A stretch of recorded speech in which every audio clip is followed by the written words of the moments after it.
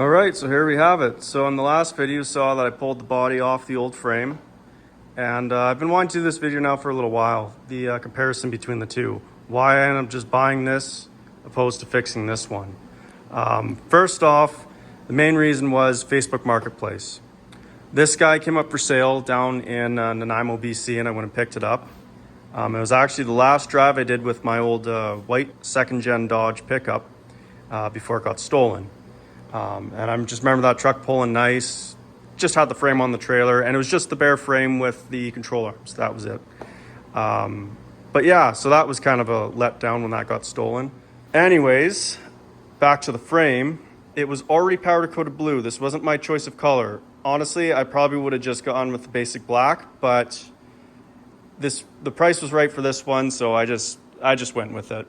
So now that I got these two guys side by side, I can go through why I decided to replace the old frame with this new one.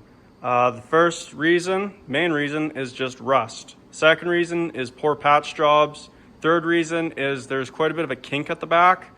I mean, this of course has been probably a patch job from a long time ago, but you can see that there's been some welding going on here. So one problem with these frames is where the battery sits in the car. It's kind of right about here. Well, if they were to ever leak, that acid would go right on the frame, eat away, and it would pretty much rot that right out. Of course, where all the body mounts are, we're going to have quite a bit of rotting in there, but that's to be expected. Yeah,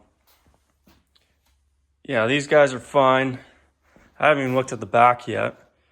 That's not too bad. You can see where all these body mounts were loose. You can see where it was actually rubbing onto there and kind of giving that bit of a kink.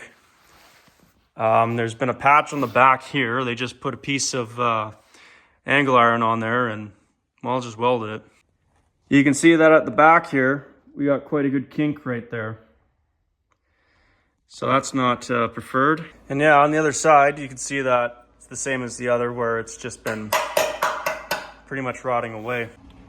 Okay, but now this is the main reason why I decided to get a new frame. So originally, when I first got the car, I wanted to upgrade the front braking system to disc brakes. It's drums in the front right now. So I go down to Chilliwack and I buy a front disc brake conversion, right stuff. And I jack the car up and I hear some creaking and cracking. And so I'm looking all around. Next thing you know, I look in here. It's pretty much rotting all the way.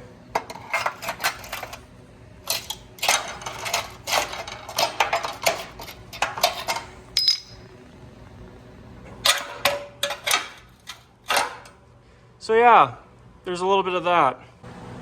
So now I know, yeah, this one is completely salvageable. You can fix it. I'll probably hang on to it and keep it for another project. What I would probably do with this one is, yeah, fix all the rust, and then I'd probably stiffen this frame. Probably put a good boxing kit on it. As for this one, I assembled the whole front end with Moog steering components. It's got new ball joints, all new bushings for the control arms, front disc brakes. It has a steering box that's upgraded for power steering, and then it has a Yumi sway bar in the front. In the rear of it, it has tubular trailing arms, uppers and lowers, rear sway bar, Bilstein shocks all around, and also it has disc brakes in the rear as well. The gear in this rear end, it's a 12 bolt. It is a posi, but it's a 308. So I'm building this frame pretty much for the highway. So I just want to be able to cruise up and down at, 100 kilometers an hour and just go see my pals up in Edmonton or go back to Kamloops or wherever, right? Now this frame certainly isn't perfect, but it's pretty solid. There's going to be a little bit of a, that, which is not great. There's been a couple repairs to the shock towers up here. But the main thing is it's just solid, and it will be a good, reliable platform to start building on. So I'm happy with that. But for now, this is where we're at. So I'm going to start stripping down the old frame, take off all the parts, and I'll probably just leave that old frame somewhere in the backyard. And one of these days, I'll get to patching it up.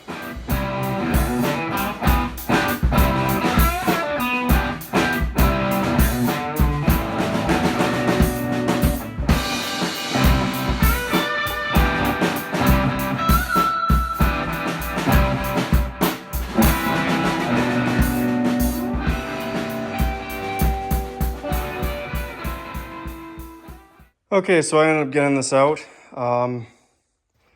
It was quite a task. Basically, everything came pretty easy except for the lower control arm bolts that are attached onto the back of the axle here.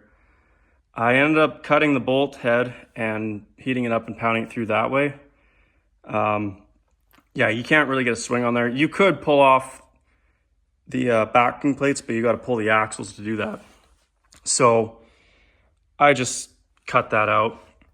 Took me most of the day to do both of them, but this is a good unit, so we'll fix her up and put her off to the side. The frame's gonna go outside tomorrow, and then I'm gonna start doing, I gotta weld a couple little tabs on the rear end of that for the brake line hoses. And then, yeah, there's a few little things I'll probably do to the frame before I kind of push off to the side. Yeah, and then that's gonna be that. Then I'm gonna pull my truck in once I get this out too, so that'll be that. As for the body now, there's quite a bit going on with this. Now, I don't even know where to start with the body. I really don't. So first off, the trunk. Yeah, I had to cut out the body mounts here, or the nuts for the body mounts. But on this side, pretty much all the way up next to the wheelhouse, this was all gone, and the guy decided to lay down a piece of sheet metal and just bond over it. I'll go underneath and I'll show you what it looks like. So as I pointed out on top, this is that patch that they decided to make underneath the car. And it's just hideous. Also, the drop downs for the trunk there, the trunk extensions, those are completely gone. Same with the other side. Yeah, it's really not that good. Like, it's bad. And then we come up here, and you can see it just runs all the way up to about, yeah, the center of the wheelhouse. Speaking of wheelhouse, it's separating at the top there, so all across it's separated, so that's gonna be an issue. I don't know if you can see in there, but every single brace looks like that.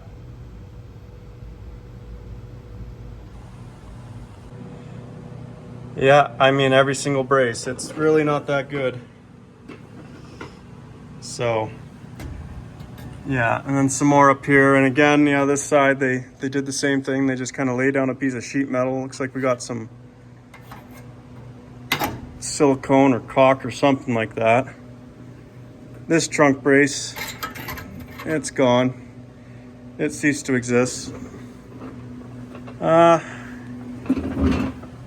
Yeah, up here. So we're looking at probably getting new floors for this anyways, because it needs them. And this is why you should always look underneath the car when you go to buy it, right? I mean, seriously, look, there's just holes everywhere, so yeah, it's really not good. The next thing also is how they overlap the rear quarters. So this is this side on the driver's side. So you can see that they just, yeah, that's not really the way to do it. Come over to the passenger side, same thing. So it's, yeah, interesting. But I still need to also get the sheet metal for this and yeah, pretty much see where I'm at. So I'll just do the sanding and then we'll kind of go from there. I want to start on the back, get the trunk all kind of dialed in, and then come to the front, start on the firewall up there, and well, yeah, just take my time with it. Anywho, thanks for sticking around. We'll see you on the next one.